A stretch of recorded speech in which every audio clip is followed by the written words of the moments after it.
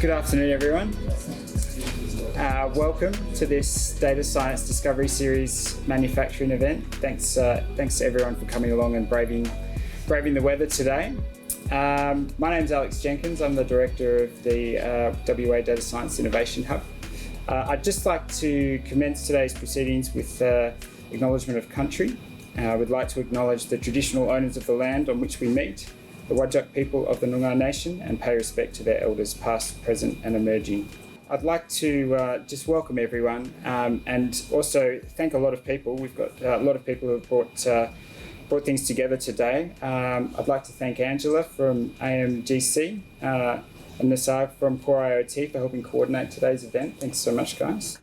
I'd also like to thank the team at Telstra and Telstra Purple for hosting us today. And really like to thank Alicia Fairbank. Where's Alicia? Who's WADSIH's marketing coordinator. So for the amazing work that she's done to organise this event, not just today, but every day. So I've only been in the role at WADSIH for 3 weeks, and I can honestly say that without Alicia, I'd still be trying to figure out how to access my email. So she is really amazing. So thanks, Alicia. Just a bit of housekeeping. If you need to use the bathrooms or anything, there are passes just on the fire detector there. I think we'll be having drinks at around 4 o'clock, so please hang around until then. I'd just like to give you a quick overview of WADSIH if you are not familiar with the organisation. So WADSIH's remit is really around enabling data science in Western Australia. So we want to build jobs and the economy, awareness, skills translation, and really the uptake of data science in Western Australia. So we have a number of strategic themes and capabilities that we can bring to organisations. So we look at access to specialist data science capabilities in universities or other research organisations. We can assist in generating a supply of graduates and provisioning upskilling programs as well. We're very much involved in the translation of skills. So we have mature industries in terms of data science and also younger industries who are just beginning their journey. And we can sort of help translate some of the solutions to those new domains. We advocate for data science solutions and opportunities to government, industry and the community, and we can facilitate collaboration. So please reach out if you have any kind of query that's data science related. Don't hesitate to get in touch. And you can also join our network. We've got a great newsletter. Follow us on LinkedIn and social media. So I just wanted to talk a little bit about the topic, data science in manufacturing. It is an amazing, wide scoping topic. I can't even begin to touch the edges, and we'll leave that to the experts. But my background is in industrial data platforms, and I saw just through my work some amazing applications of data science. And I think data has a huge role to play in advanced manufacturing in Australia and worldwide. So certainly some of the things that I saw myself and were involved in were things like predictive maintenance. So this is moving from scheduled maintenance programs to waiting until you have something just in time, something that just needs to be repaired, just needs to be serviced. And, you can look at savings of hundreds of thousands of dollars per hour by moving to those kind of models. It's really exciting. So I've seen process plant shutdowns reduced, in certain areas from days to hours using these techniques, just targeting the areas that are of focus. I think another really exciting area is demand forecasting and inventory optimization, particularly at the moment. So we have, at the moment, a global chip shortage. I have a colleague who works doing fleet management systems for mining equipment. Now, they've had to redesign one of their main boards because they use a microcontroller that used to cost $7, but now it costs over $70. And it is just not viable for them in this current environment, this strange global economic environment to manufacture. And they've had to it was cheaper for them to redesign their board, find a new component, and then take that to market. So they've had to do that very quickly. That kind of risk, data is very good at helping to optimize where demand might be and how you might optimize your inventory for that kind of scenario.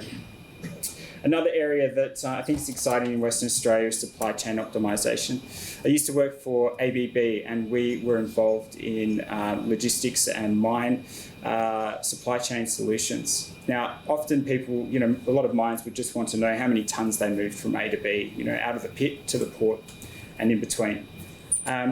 But for some of the lithium miners, things got more complex. So they were selling almost all their products directly. They had contracts with Tesla and other organisations years into the future.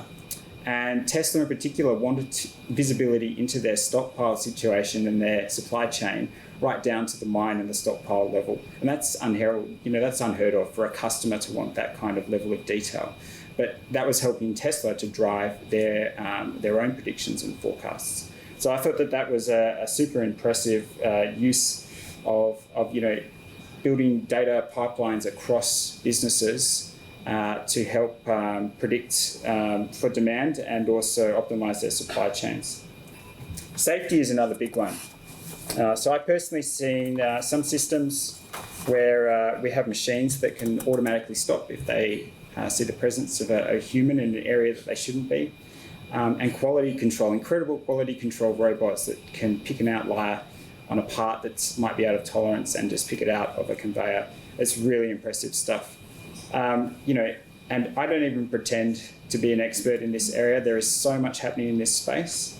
I just wanted to touch on some of the areas that I'd seen personally in Western Australia. And we really look forward to hearing from our speakers. So in the first instance, I'd like to welcome Angela Doyle. Angela will be talking about the digitisation of manufacturing. So Angela is the WA State Director for the Advanced Manufacturing Growth Centre. Angela's role focuses on supporting manufacturers to transform the way that they include research, design, logistics, production, distribution and sales and services as part of their manufacturing capabilities. Before joining AMGC, Angela served as a business advisor and Deputy Director of Oz Industries Entrepreneurs Program for nearly a decade. Through comprehensive business management analysis, she has helped over 150 companies, most of them being manufacturers, to improve their operations and how they create value. So can we please give Angela a round of applause? Thanks, Angela. Thanks, Alex and Alicia, for inviting us along to present today. So my name is Angela Doyle and I'm with the Advanced Manufacturing Growth Centre. Just to give you some information on what that means. We're one of 6 industry growth centres. We were national, we're funded by the federal government. And in my instance, my job is to help transform manufacturing across Australia with a particular focus, because I'm a local, in Western Australia. The thing I love about manufacturing is that we see it as a capability across all industry sectors. So it doesn't matter what sector you're in manufacturing, we're your people. And it's a very interesting journey, and we're going to be sharing 3 of those journeys this afternoon. It's not going to be a technical presentation or presentations this afternoon. You're going to hear from real people in real businesses having a crack at data through the use of IoT and machine learning, which I hope you enjoy. Just some manufacturing stats you might be interested in. Manufacturing, as we define manufacturing, which I'll get into shortly, contributed $100 billion to Australia's economy in a year and employs 10% of our workforce. Pre-pandemic, we did a survey and 65% of people think that manufacturing is important or very important. Guess how much that percentage is now due to the pandemic? It's 70% plus. So people love manufacturers. Yes. But what is manufacturing? In the 18th century, we had what's often called Industry 1.0, where it was mechanical production, very low volume, not a lot happening, just usually 1 or 2 people making a few bits and bobs. Then we got into Industry 2.0, which is where we had mass production. So think about the Ford production line and so on. So high volume, which meant you needed logistics and distribution to deal with all the parts that had to go in and all the equipment that went out. Then in the 20th century, the one we're more familiar with is Industry 3.0, which introduced automation and robotics. So we got really efficient at our production process. And now we're in what's fondly called Industry 4.0. Actually, I shouldn't say fondly, some people don't like the term, but I'm going to call it Industry 4.0. That's where you've got really intelligent production, and you also have R&D, design, sales and services. So that's when I said earlier that manufacturing is broader than just production. So production is really just the assembly. Manufacturing is much broader than that. So if you just focus on that top line there for a minute, which we're going to bring down here. So just do a little mental exercise with yourself. Of all those aspects, which bits do you think create the greatest value and enable you as manufacturers to compete on value instead of price? So the value is on the vertical axis there, and the real value is created through the R&D and design and sales and services. This is really important because this is where data starts to come in. Data can be involved as part of the R&D and design, working out where data needs to be collected and why. And then in the sales and services, it's really important. You'll see, if you think about if you order from Amazon now, you can track everything from go to woe. And we want to see more and more of that sort of thing in manufacturing. And of course, in the production part, which you're going to hear a lot about this afternoon, data is very, very key. How can we make it more and more efficient? You might be interested, when I talked about jobs, manufacturing taking up 10% of our workforce, only 53% of them are in the production side of things. The rest are in what we call pre-production, the R&D and design, or the post-production, the sales and services. Now, this is 2016 data. We're now in 2021, so that disparity will have grown even more now. So what's Industry 4.0? What's advanced manufacturing? There are many, many definitions of these terms, but I like to think of Industry 4.0 being the convergence of technologies.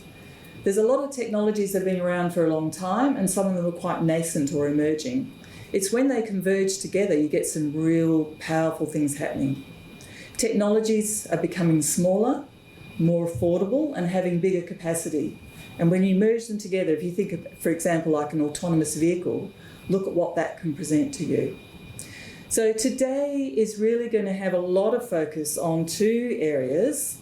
One is the Internet of Things and sensors, and artificial intelligence and machine learning. I just want to talk briefly, because this is about data in manufacturing. There's a huge range of types and sizes and natures of manufacturers out there. They're all in different places looking at different things. And we did some research a year ago on what's getting in the way of manufacturers doing what they would like to do to become, let's call them, better manufacturers. And we found that there were 10 areas of particular interest or need in manufacturing. And one of those is the bottom right-hand one there, adopting technology. So I've just enlarged that so you can see what they said. So manufacturers who have been adopting technologies such as data, IoT, machine learning, those sorts of things, the first thing they said was learn what technology exists. And really, really important, this message can't be emphasised enough, keep things simple. So start simple, and the journeys you hear about today did just that. Build relationships with global integrators and universities, and WADSIH is a great example of that. And share with other manufacturers, which is what we're doing this afternoon. So, just a bit of a preamble. The Advanced Manufacturing Growth Centre does many things, and one of them has a membership program. And one of our members, if I could point out Nisarg Shah there, if you can wave your hand, Nisarg. So Nisarg's with COREIoT, and I want to thank Nisarg because he actually brought all the speakers together this afternoon. Nisarg's company was already in IoT, Perth Children's Hospital and one of the major mining companies, but they wanted to learn more about how they could help manufacturers. So I introduced him to one of our other members, Moore and Sons, who you'll hear from shortly. And they did a pilot study integrating IoT into their workplace. And I won't steal Stuart's thunder, but you'll hear about that. It went really, really well. And then I introduced COREIoT to Hoffman Engineering and Klinger. So you're going to hear from these real people, their real story, warts and all, about how data's been integrated into manufacturing. If you want to know more about COREIoT, just go and see Nizag afterwards, and also Armour & Sons, Klinger and Hoffman Engineering. Finally, a little plug for AMGC. If you're in manufacturing, I encourage you to become a member if you're not already. It's free of charge and you become part of our wonderful manufacturing ecosystem. We also have a free service called the Manufacturing Academy. It's a learning platform where you can see and learn from other manufacturers what they're up to. So it's a bit like voyeuristic, you can see what they're doing. So that's all from me, and I will hand over now to Alex. Thanks so much, Angela. Okay, our next speaker is Stuart Davis, exploring the industrial Internet of Things. So Stuart is a director at Armour & Sons and has been the general manager since 2005, having been in the business since 1991. He has over 35 years industry experience and leads a team of highly talented people encouraging a performance-based culture. He has a continual thirst for business improvement and to investigate best practices both locally and globally in machining, equipment and tooling. When an opportunity arises to acquire a new piece of cutting-edge technology, the structure of the leadership at RMS allows him to act quickly and make decisions that expand business capabilities. So please welcome Stuart.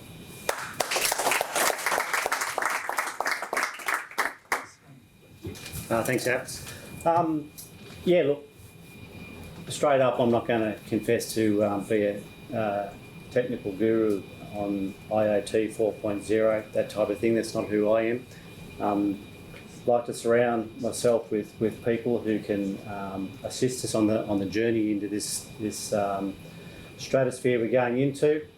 The exploring of the Internet of Things is something that's been probably on our agenda for a little while, and wanting to have a look at what it means. We read a lot of articles and go down that pathway and when Angela introduced us to Nizag, we just thought, this is great.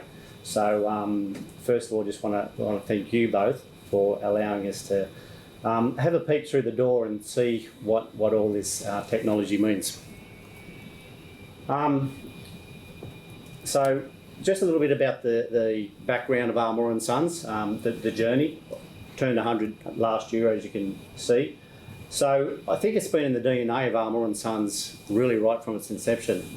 The original Armour, Robert Moore, was very entrepreneurial, had a crack at a lot of different things, and as you can see, right from the outset, from that picture of the truck, that was the only vehicle at the time in Esperance carting salt from the Pink Lake to the port, and then coming up to Perth and having a fleet of trucks, and then needing to repair these things, and that's where the machine shop kicked off. That he needed to make parts to keep the transport fleet running, and that's how the whole business got started back in 1920. So over the decades, the business formed, got into lots of different areas. Commercial fishing had the first new UD truck agency in Australia, Burco undercarriage parts, and then the automotive side, engine production, machine shops spread right throughout Australia. So right from really the early days, and I'm not going back 100 years here, but right back in the 50s and 60s, and the stories that I hear from the previous generations of management and the more ownership, is they really did make a point of exploring what was out there, what was going on around the world. So, doing trips over to America, North America, and throughout Europe and up into Asia, just having a look at where industry was going and where they needed to align themselves. Snapshot right forward now to modern times. One of the last trips we did was over to North America, and we went to the International Manufacturing Technology Show in Chicago. Boy, talk about a kid in a candy store. Just the machines, the equipment, the technology that's in a facility like that, it is just incredible. So your mind comes out just racing from 3 or 4 days at a show like that. So that's when the things like 3D scan, additive manufacturing, and this Internet of Things really started coming on our radar, and we started really having some conversations on where all this technology is going and how do we steer our way through this. On the back of that trip to North America, we put in our first of its kind for Moore & Sons, this 4-axis CNC bed mill. Now, this is not exactly new technology. This sort of thing's been around for a long time, obviously, but for us in our industry, in overhauling engine components and machining these large cylinder blocks, cranks and housings, flex plates, things like that, this really did set us apart from our competition, not just here in Australia, but worldwide, because it's a jobbing shop that we're doing. We're not manufacturing thousands of widgets, one after the other. It is a jobbing shop. So learning how to use this machine, this type of machinery in a jobbing environment and recalling programs and set tools, things like that, really turned out to be gold for us and a bit of a game changer. So it was at around about the same time we hooked up with the Entrepreneurs Program and with Kerry Bell, who's here today, and we really wanted to know more about this Internet of Things and how can we find out more about it. What's out there? Because we really didn't, we're reading a lot about it, we just didn't know how to get it into our business. So Kerry and I did a trip over to Melbourne. We had a look at a couple of smart factories over there, and we come back, but yep, that's really cool. Now what? Still didn't quite know, but it was really, really interesting. So 2018, we're growing and we reached out for support. We got the introduction of Lean into our business, so we've got an outside consulting company helping us with the introduction of Lean. And I had this digitisation thing running through my mind, thinking, yeah, this stuff's got to be there to help us. It's gonna really improve our business. I got put back pretty quickly by the consultant who's working for me. And as it says up there, he says, Stuart, you can invest a lot of money in technology, but if you don't have the systems and processes in place, and not that we had a broken business, but you said, if you're going to digitise a broken business, it's still going to be a broken business that's digitised. It's not going to solve all your problems. So I had to cool my heels for a little while, and we really went to work on looking at our shop floor layout, utilisation of the space, throughput, changeover times, the learning in Lean throughout our whole team, and getting that culture really bought into the process of that continual improvement and how we can get things running smoother, get the communication through the workshop a lot better. So it was a real learning curve for us, and yeah, really exciting. Then 2019, went to Italy and Germany. We visited more smart factories and started gathering some more information in. And then as we rolled into 2020, we had a big 100-year celebration, which was fantastic. This event here was the 14th of March last year, so 2 days before lockdown. we were sweating, but had a fantastic day. All the current employees, the partners, the Moore family, some of the past long-term employees, and we had a wonderful celebration. And then life changed for all of us. So as you rolled through the year, this is when Ange got in contact with me and introduced us to Nazag and the team at COREIoT. And look, we just felt the timing was right. We really want to explore now of what this technology can do and how it can assist us on our journey with the direction we're going on. We knew it was not going to be a magic wand, but we believed there were some tools there that was going to assist us in what we want to achieve in our business. So the initial thing was, machine health, monitoring heat and the vibration, that type of thing. But with our lean mindset on, we really wanted to understand more about machine utilisations because we're all about throughput, and we knew it wasn't going to come from, whipping people harder and just, working faster. It's actually smart processing and working out what the machines are doing, and our utilisation rates of machine become really so important to us. It wasn't about measuring labour, it was about measuring that spindle run time. because that's at the end of the day what our customer pays for, is that those components being machined and going out the door.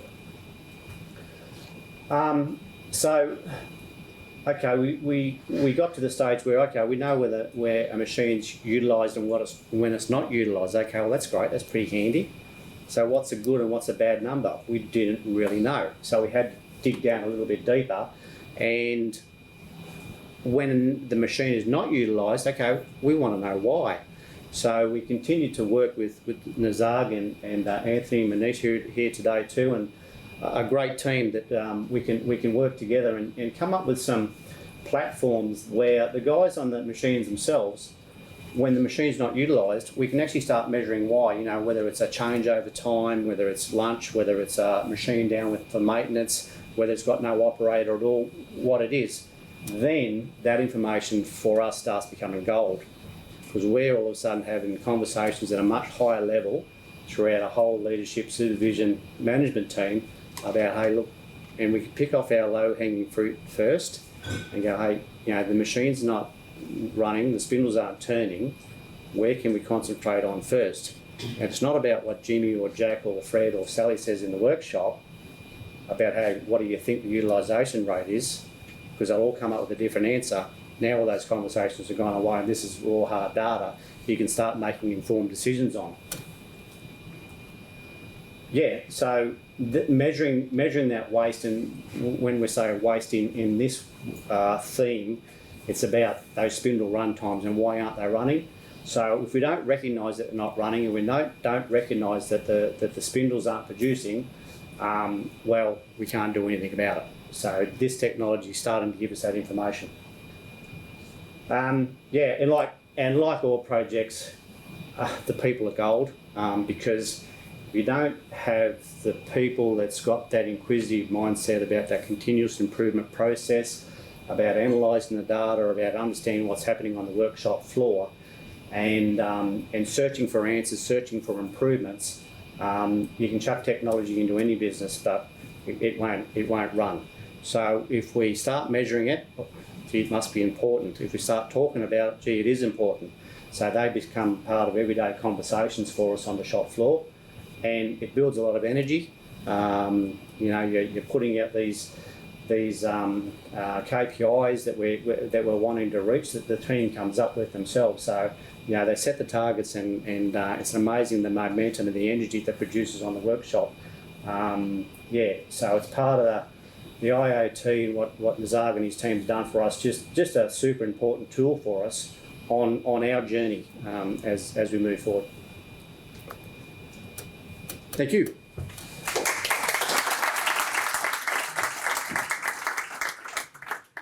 A special thanks to Alex and his team for giving us this opportunity to share our journey in the industrial Internet of Things and how we fit into the Industry 4.0. Before I start our journey, I'll give you a high-level overview of who we are. And Klinger is a manufacturing company, and our business was founded in Austria in 1888 by Richard Klinger. Still, Klinger Group is a family-owned business, and is this day and age, it is not the norm. Fifth generation of Klinger family members are actively participating in the business today in Austria. Klinger Australia was established in December 1958, and what we do is we manufacture gaskets, seals, piston valves, then other fluid instrumentation, liquid level gauges, and other engineering components. In addition to manufacturing components, we do provide on-site services to the refineries and oil and gas industry and chemical processing plants. And it's an exciting time. And how did we begin our journey in the Industry 4.0 or fourth industrial revolution? I heard about this for the first time I think Kerry is here in the audience from CCI, and Kerry has a long association with Klinger through the entrepreneur program. Kerry came to us to introduce another Australian industry group consultant, Clive Milham from Canberra, if I remember correctly.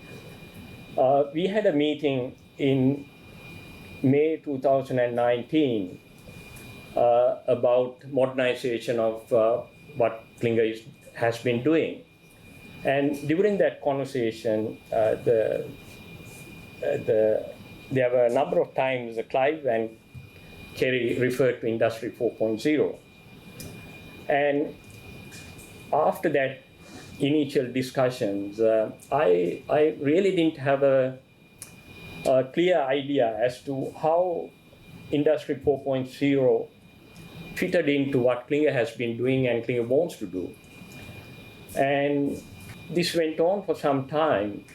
And around November 2020, I'm sure I received an email from Angela Doyle from AMGC about an opportunity to get a feel for, in real life, how industrial Internet of Things fit into this equation. Like most of us, we receive dozens of emails every day, and I'm sure I deleted the first invitation. And on the 23rd of November, I looked at my records. On 23rd of November, Angela sent a reminder saying there are a few more opportunities to share what Moore and Sons achieved in the space of industrial Internet of Things. When I looked at, actually, I received the email in the morning and I looked at it carefully, and this is something I was really looking for. And then I looked at it carefully to see how come Angela is giving me only 24 hours notice about this event. In fact, Angela has given me maybe a week's notice. The first invitation I never read, obviously, and I must have deleted. And the first opportunity we had was with the generosity of Stuart and his team at Moore & Sons. On the 24th of November 2020, they gave an audience to the members of the AMGC in Perth, and Stuart and his team showed us exactly what they have achieved. And Nisarg very clearly explained how simple is this technology to implement, and Stuart and his team, during that hour introduction, we clearly understood this is something of interest to us. And the ease of implementation is the key. Then I started to sort of realize now we can see how we can connect the dots in this Industry 4.0.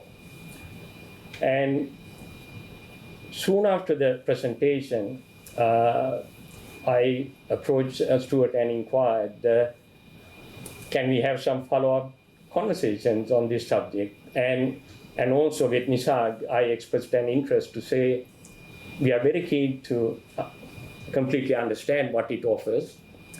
And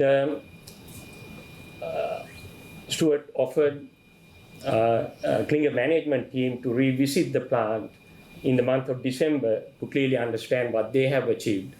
When I had that opportunity to see what Moore and Sons have rolled out, I was convinced that this solution can offer a lot of value adding to what Klinger has been doing.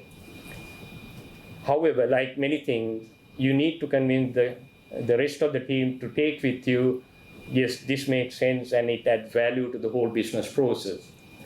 And where our interest comes from is from how to offer a highest level of customer service to our customers. And at the same time, while we are offering the highest level of customer services, we need to look at the productivity and to be the most competitive cost producer in that space. That's what interests us to get involved in industrial Internet of Things, among other things, in the Industry 4.0 journey. And so far, in January, we implemented the first phase of the journey. Actually, that is, Nisarg and his team did a quick evaluation of what we required and offered us to implement sensors on 5 of our key work centers. We did that in January 2021. And then we have added 10 more workstations to that. Actually, I'll show you where Nisarg's components are. Actually, that's a very simple sensor that Nisarg and his team position in our key work centers, and that sensor can monitor the machine performance, whether it is running or idling, and also it has the capability to understand the behavior of the work center, whether it requires maintenance, or whatever that is. We need to know to make sure that the work center is available as and when we require. And then in the first phase, we introduced all up 11 work centers. In our business, we have 2 broad divisions of manufacturing: the soft gaskets manufacturing and the semi-metallic or metal gaskets manufacturing. And uptime of work centers is a key challenge for us. And most of the time, when the work centers are down, we don't know, or we did not know until such time we rolled out industrial Internet of Things. In that journey, what happens is, as part of the hardware installed on the workstations, we have a tablet installed on the work center where the operators can recognize whether the work center is up or down, and when the work center is down, they need to provide a reason as to why that the work center is not running as we expected it to be. And that will give us all the intelligence that we require as to what are the key drivers that are not contributing to the smooth operation of the work centers. And the stage 2 of this journey was to educate the operators how to use the software or the tablets and what is the type of data input that is required. We also have a aging workforce, and most of them they have not used high-tech technology, but gradually they are coming to be part of the solution. Actually, that will be one of the most challenging part of this exercise.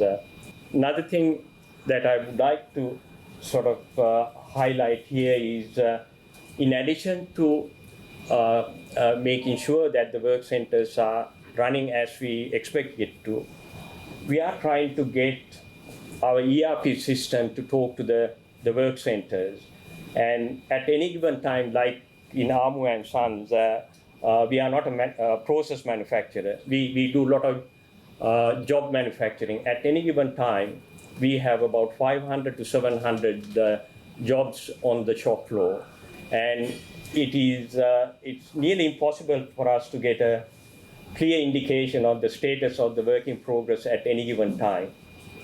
And our intention is to have the ERP system talking to the work centers, and vice versa, actually. At the work centers, through this tablet device associated with the COREIoT solution, our operators will be doing all the transactions that associated with the jobs that they are doing on that tablet, and that will give a feedback to the ERP system. And what we are trying to achieve is not only our ERP system is driving the capacity utilization, And we want to optimize the material recovery as well in our manufacturing process. It's a long journey, and we are now in the third phase of this journey, and I'm sure it's an exciting time, and we'll be more than happy to showcase what we have achieved, not immediately, probably in another 6 months' time, when we get the ERP system and the smart shop floor portal to talk to each other. And that is a work in progress at the moment. And what we have learned is one of the key factors of the success depends on the involvement of the whole team. The second one that we have learned is, and the credit goes to Nishag and his team, is the simplicity and the cost effectiveness of this solution. And we are not looking at hundreds of thousands of dollars or tens of thousands of dollars. It's very easy to implement, and Nishag and his team is a competent team of people to offer you solutions. And the low cost capital investment is another attraction for us. And I'll be more than happy to answer any questions after this session. Thank you.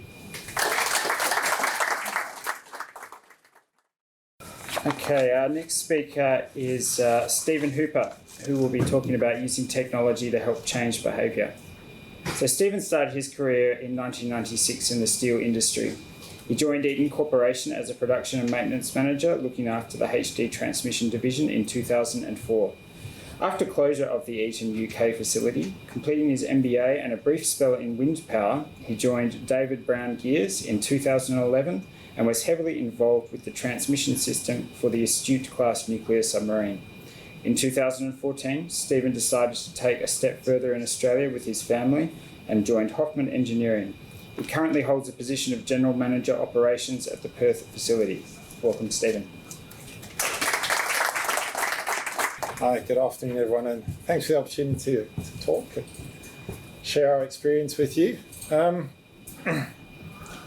So what I'm going to do today is go through a very practical example of how we used, in this case, a sensor and some processing, a product by COREIoT, and how we've chosen to apply that in our context. We'll talk a little bit about theory of constraints and why we feel that's important to us and how we're using that to our advantage. First, I'll just give you a very brief introduction to Hoffman Engineering, the products and capabilities that we have. So we're a family firm. Over here on the left-hand side, we have our original founders. That's John Hoffman and Eric F. We call him Eric Sr. They started the business in a backyard in Dianella about 51 years ago. The gentleman in the middle, just to the right of John, is Eric Hoffman, the son, first generation. He's our MD.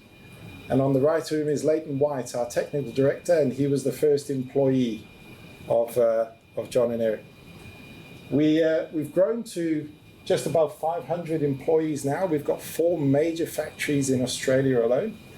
We have 2 large factories in South America, in Perth and Chile, and a turnover of around 150 million. Just some of the products we do here is, if you've ever seen a Hoffman brochure, you're sure to have seen this. This is a girth gear that we made. It's certainly the biggest made in the Southern Hemisphere. It's about 13.7 meters across. There's 42 people sat on the diameter, and we exported it to China, of all places. So we do a lot of gearing, gearing for all sectors: marine, automotive, defense, subsea. A lot of gearing. We even do some specialist gearing. This is a twin pinion self-aligning drive for a sag mill. So a lot of specialist gearing. We also do a lot of crusher parts. Here I'm showing you one of the main shafts, and we pretty much do everything that goes inside a mainframe: components, drives, forged heads, the whole lot. This is newer technology, HPGRs. So this is crushing technology intended to replace sag mills. There's over 10,000 carbide studs in those rolls, and they're all fitted individually. We also do mills, everything for mills, the shells, the heads, the trunnions, all made in-house. We also pretty much do all the parts on mobile mining equipment, shovels, haul trucks, undercarriage parts, and all the transmission components and the wheel drives.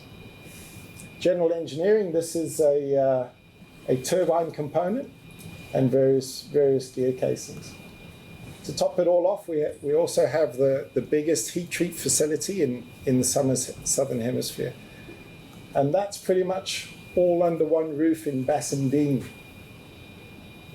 So to make all these different products, we have 120 work centers in this facility. They include gear cutting machines, lathes, horizontal borers, vertical borers, gear cutting machines, gear grinding machines. There's 4 different fitting shops. There's full load tests, there's metal finishing, and of course heat treat.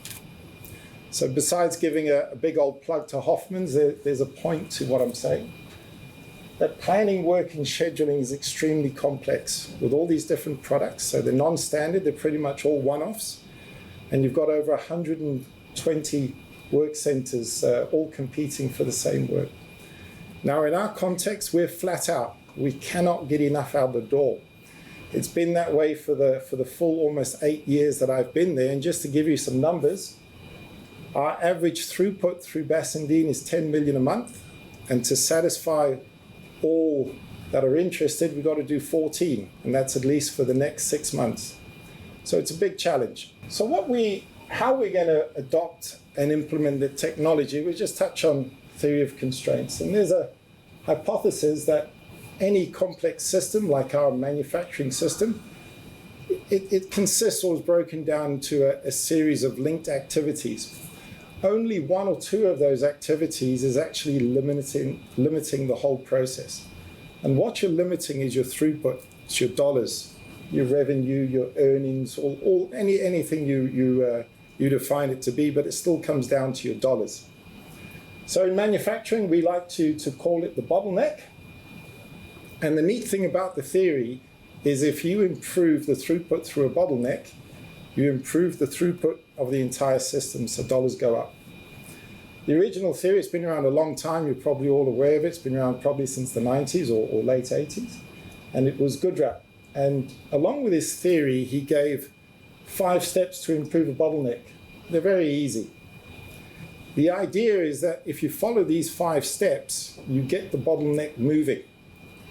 All right. So in our context, if you take a gearing example, we use lathes to turn it, gear cutting to cut the teeth, heat treat to harden, grinders to do the bores, grinders to do the teeth, so on until it's assembled up until full load test and out. If we can find the constraint of that process, we just have to improve that to improve the throughput of the entire system. So these are the 5 steps. They're very simple. Identify the constraint. Now you can use an ERP system for that. It'll do your report on how many days behind a work center is or how many delays in total. Very practically, you can walk around your shop floor if you don't have a reliable ERP, and you can just go see where the inventory is building up. You can speak to your salespeople and ask them, what are the top 3 excuses you give your customers when there's delays? There's many ways you can find your bottleneck. Once you've identified the bottleneck, you need to exploit it. Now, this is where we are in our journey in using sensors and the Internet of Things. Exploit it. Now, what it means at this step is you don't spend money. Right? You make the most of what you've got. You don't invest. You actually go and investigate what is holding up this process. So at Hoffman's, it's our gear grinding area. It's 4 machines. 3 of them are full-scale production machines, and 1 is a little bit bigger that's not used very often. So we know that from our ERP system. There's 12 months loading on these machines right now. So if we did nothing, we got no other sales, we got 12 months of work for these machines. It's clearly our constraint. So the beauty is if we improve this constraint, we'll improve our throughput, dollars will go up. Machine utilization in our world, we have a little definition, is the percentage of time when the machine is creating value. And that's divided by the total time available as a percentage. improve machine utilization, as I said, throughput goes up. So the question then becomes, how do we measure machine utilization? Now this is what we actually did. This is a gear grinding machine. This wheel does the work. It cuts the teeth to a very accurate form on the gears. And here's our little sensor, COREIoT sensor that we've put on the head. Now some very clever engineers that are also in the room, they came out, and within an hour we had the sensor on, and we had our operators running up and down the gear tooth at full in-feed, full actual speed. The guys recorded the signal, we set some bands, and we said, that's fully utilized. So again, I'll just emphasize, full in-feed, full cutting speed. Everything else, a signal that's not that, is something else. The guys have touched on the tablet. So yes, we have a tablet as well. It's just on a magnetic base. You can mount it anywhere by the machine. Now, whether you want to use techniques like lean and talk about the 8 wastes, or OEE, overall equipment effectiveness, and talk about the 6 big losses, or 6 sigma when you want to look at variation, it doesn't matter. All of these techniques work just fine. The challenge is getting everyone engaged and focused on what's important. So in our journey, what we're saying is the bottlenecks are important, and these machines are our bottleneck, and we got to get the utilization up. One thing I love about this product is the menu there you can choose. I'm an administrator on this, so I can choose what menu's on there. And the way we use it is those little menu buttons there are the guy's language. So the machinists who are running the machine, it's their language. When we were installing this, we had a loss. You get an app with it as well. It'll ping you on the mobile phone. But when there's a loss, we went down and asked the guys what was happening. Up there, just an example where operator busy, he says there's 2 on these 3 machines. He was off on holiday, I was busy. Right, operator busy, it goes on there. It's the guy's language. Right? It's intelligent, they can relate to it. Another example, there was no jobs, which is rare, but there was no jobs, so that goes on there, no jobs. And from that, you get some pretty funky reports coming out. So this is just a display, the portal. Green is good. Everything green is good. It's running at full speed, full in-feed, creating the most value at the minimum time. And then you can color everything else to your choice based on the operator's word. Now I can convert their language to OEE. It's just fine. It doesn't really matter. You can pull your mouse over any day or any hour. It has a backlog of months. And you can see what a good day was and what a bad day was. This was a very good day. So we had 14 hours in a 19-hour shift, cutting at full speed. But we know our average, our baseline is 40% utilization over these machines. So there's a 60% opportunity for us. Now it's early days. We haven't achieved 60%, but we're going in the right direction. So we've got the baseline. Now again, I'll just come back to any improvement here, if you believe the theory, is a direct improvement in throughput, direct improvement in dollars up. So we're not going around putting sensors on everything. We're putting sensors on our bottleneck. We want to move that bottleneck to somewhere else, and then we'll put a bunch of sensors there if required, if it's going to add value. Otherwise, we'll look at other techniques. Okay, so that's the practical example. I think this is what we've learned. Using the sensors, and I think it depends on your context, we want to improve bottlenecks. We can certainly help us to have an immediate impact on our throughput just by increasing utilization of bottlenecks machines. The 2 things that I think are critical success factors in this exercise is extremely simple to adopt. These guys were done in an hour. There's no cables, there's no wires. The interface is set up, and then we can change the interface as we go forward, however we please. The factory floor data then becomes intelligent, it interacts with the guys, and actionable. So each one of those losses, we can generate an action plan. We can put it on the guys' KPIs as part of the operational plan for 12 months going forward, which we have done. And I think when you have those success factors along with the technology and the approach, you can get some long-lasting change. Okay?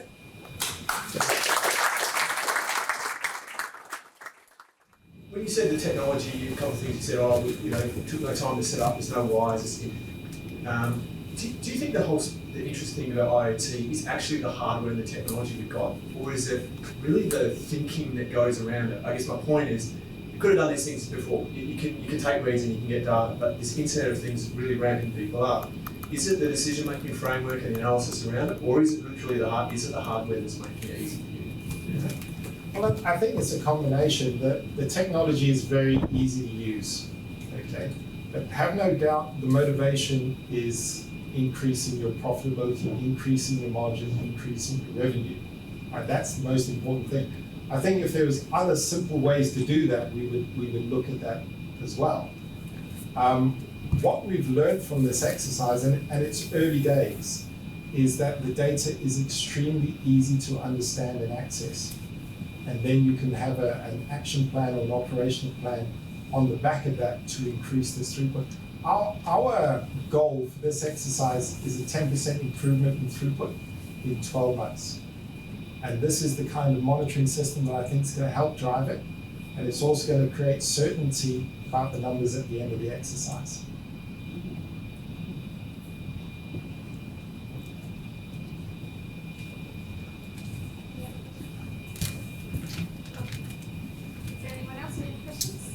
Yeah, I had one for all of the members of the panel here. So I'm just wondering, during COVID, how you managed to use data to maintain your operations or sort of offset the risk and the production challenges that people have seen in this environment.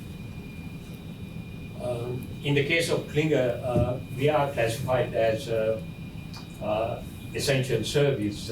So we did manage to run the operations uninterrupted throughout the process. The biggest challenges that we faced during COVID period is logistics associated with importing raw materials because our manufacturers now needed longer lead times to produce the products and the longer shipping times. Initially we thought it's only the manufacturers needed longer lead time to manufacture because they did not receive their raw materials on time. However, once the goods have been manufactured and ready to ship, it became as a rude shock to us that there were no container boxes in some ports because there was a massive imbalance between different ports. Places like in China and some parts of Asia, they had an oversupply of containers. They didn't know what to do with the empty containers. Whereas in some other parts of the world, there were no containers to ship.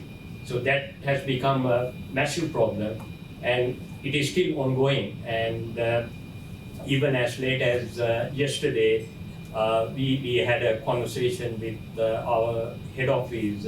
We import some materials from there, from Vienna, and they are experiencing longer lead time for their raw materials to arrive. So it's a challenge. Shipping is still ongoing, and we never had transshipments other than in Singapore coming from Europe. Now products coming from Europe get transshipped halfway through in the Middle East or somewhere, in Dubai sometime.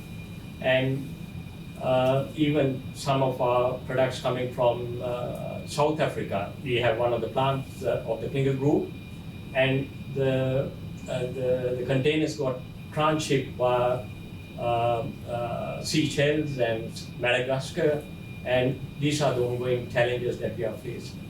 Yeah. Yeah, I'm wondering what kind of process values are able to be measured with these devices that you kind of bolt onto the machine, temperatures, movement, that kind of thing. I'm just wondering what range is available. Yeah, I think we look after the temperature and vibration. I think the theme here is the simplicity. Those devices, the data collection is there. So we're big on cross-industry collaboration. So this innovation was started in underground mining. And when we came to manufacturing, there was so much industry collaboration that helped us to bring this innovation together. So I'll answer your question, but it's temperature and vibration is underlying parameters. I do have a supplementary question now. They're all wireless. What kind of security protocols do you have in terms of? Brilliant question. Brilliant question. So this product is particularly part of our SME portfolio, but everything gets end-to-end encrypted. So you will pleased to know we've been supporting all of our life. We all are network engineers and security engineers. So that's our background before we started this business, and we understand wireless really well. And there's end-to-end encryption of anything you can think of. And we have to manufacture our own sensor because we couldn't trust anything else out there in the market. And the guy who's ex-defense is the only guy in our business that is the sensor. So we were the first ISO 27001 business by Bureau Veritas in Western Australia. So we do put remarkable emphasis on that. And in our enterprise, we have a completely one of the end-to-end age-native platforms. So this is our SME offering, but in enterprise, we have a different emphasis as well. So yeah. Another supplementary question. Let's assume it's going to get hacked one day successfully. Is it possible to upgrade the encryption protocol on the devices? I appreciate your question, and hence we can go to the moon with the bicycle. Our approach is to find the right balance. Should you hacked, everything's hackable in our life, from your mobile phone to my laptop. But the purpose in this SME offering is draw a balance. If I go with the NASA tech to any of this, the responses this would never have got to somewhere. So we have to have a fine balance and adaptability and accessibility to start. So yes, if I may respond to you in enterprise, we have a remarkable framework to kind of prevent that. In SME, if this hacked, there's a cost of doing business and there's a cost of taking risk. So everything in life is a balance, and our purpose is to offer something that was balanced. Now, if you do get lucky with some vibration and temperature data, then go for your life. Go for your life, because end of the day, what we don't allow is we don't allow coming back. We only allow going out. So go for your life with the temperature and vibration data, but there is nothing else can come back to us. So there is a smarts we all imply in our business, but I think I can give you a bit of comfort that we have thought about some of this before. All right, thank you. If anyone has any further questions, I'd encourage you to just talk to our panel directly. Yeah. I just want to do a shout out for Kerry Bell and Tracy McClure, if you just wave your hands. They're with the Entrepreneurs Program, which you would have heard mentioned a couple of times today. With that program, it comes $20,000 of match grant money to help you implement things like this. So if you're interested in that, have a chat with me. Thanks, Angela. Okay, well, thanks again to Angela and Nisarg and the people at Telstra and Alicia as well for organising it. It's been great event. Great to hear the speakers. Thank you to the speakers, and please hang around for a drink or two. And thanks for attending, everyone.